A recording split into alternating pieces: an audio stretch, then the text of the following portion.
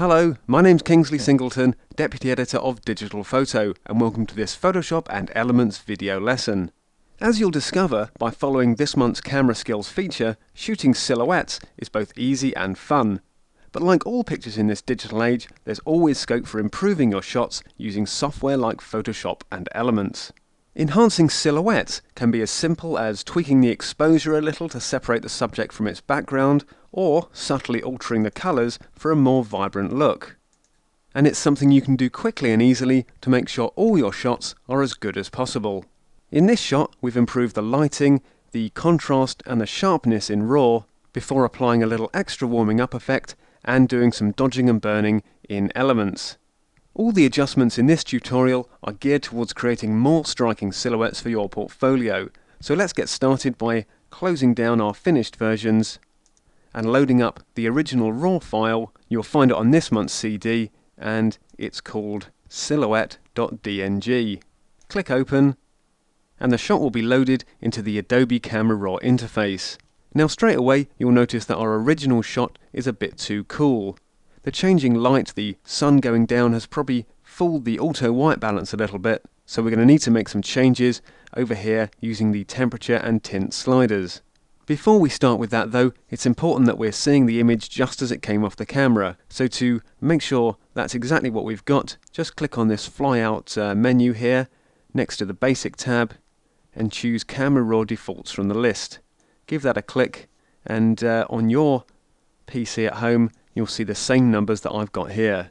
So as I said, the first thing we're going to look at is warming up the shot a little bit.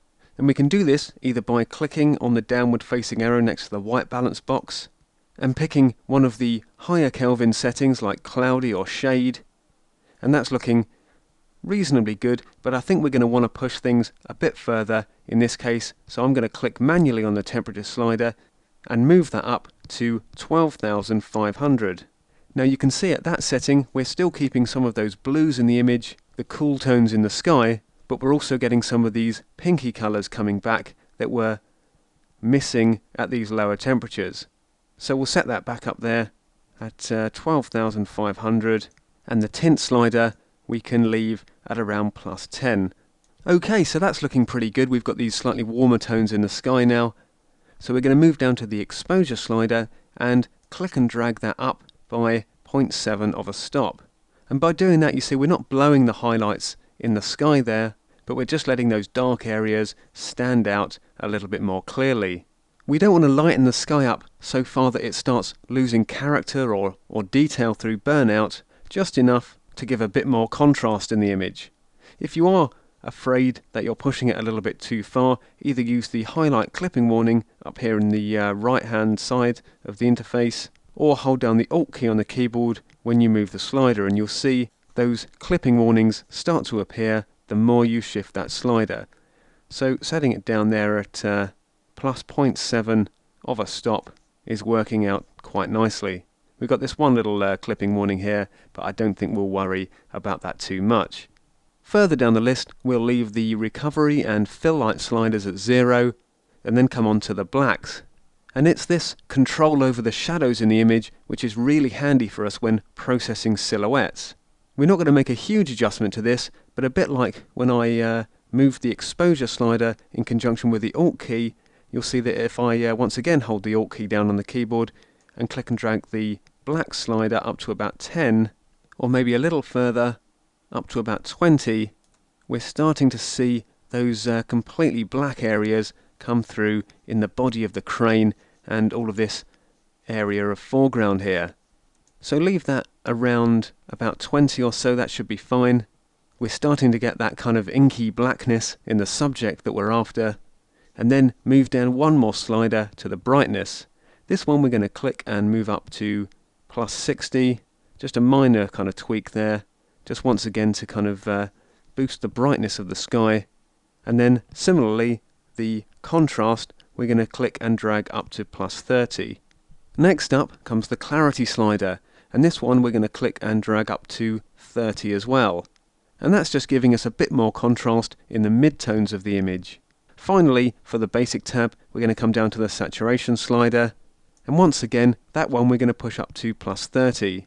just giving a little bit more oomph to the colours in the sky and bringing out those pinks and blues in quite a pleasing way.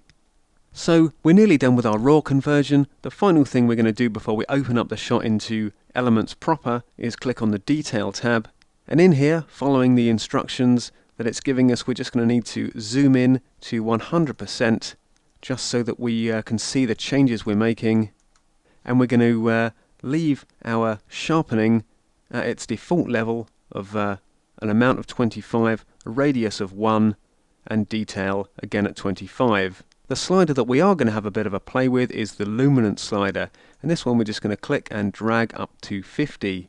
And this is just getting rid of a little bit of noise that's crept into the image. Right, so that's pretty much it for our raw conversion. In fact, I am just going to click back on that basic slider and bring the recovery just up to around 10 or so, just getting rid of that slight area of burnout. It was starting to annoy me a little bit seeing it there. So we're all done with Adobe Camera Raw, and we can click Open Image to load the shot into Elements. And in here we're just going to make a few more subtle tweaks to the colour and the contrast in the shot. First one we're going to do is apply a little bit of a warming up effect, just using the Levels palette. So come up to Enhance, down to Adjust Lighting and pick Levels. Now in here we're going to ignore the regular histogram, and up next to where it says Channel, click where it says RGB and select Red from the list.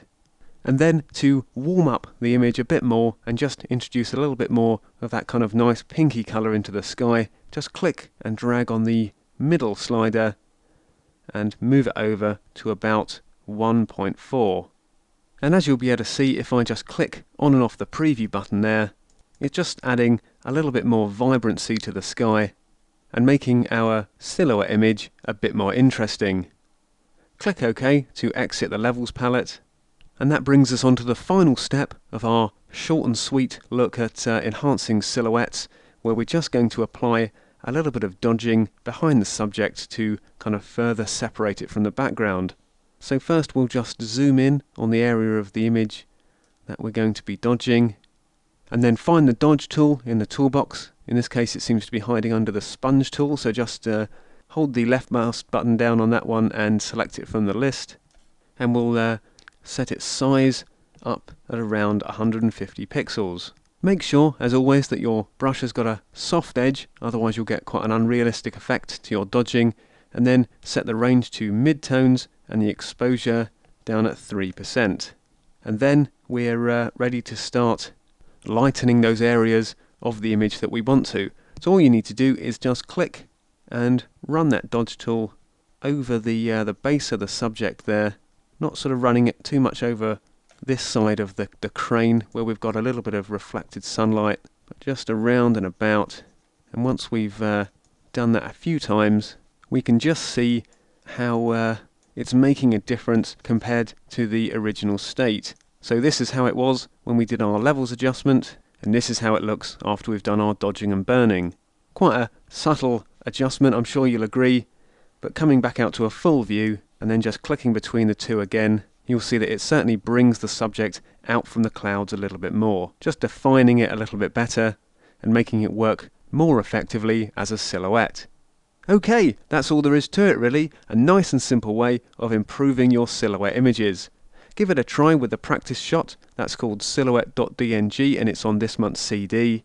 And make sure that once you've got out there and shot some of your own silhouettes, you give these tips a try. See you next time.